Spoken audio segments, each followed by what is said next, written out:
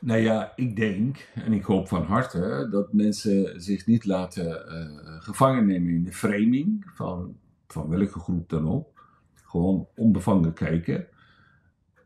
En als je onbevangen kijkt naar zaken, kun je ook beter beoordelen eigenlijk, allerlei zaken. En ik hoop dat de mensen ook begrijpen dat er echt iets moet gebeuren. Maar goed, eerst moeten mensen stemmen. Ja, dat is denk ik de belangrijkste oproep, Rick. Mensen moeten vooral gaan stemmen. Dat is heel erg van belang.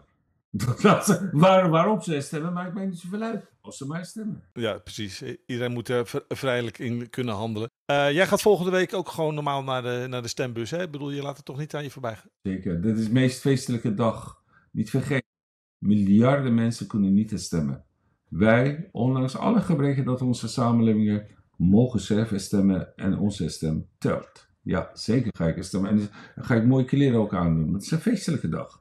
Het is de dag van ons en niet van die machthebbers, maar van ons, van alle burgers.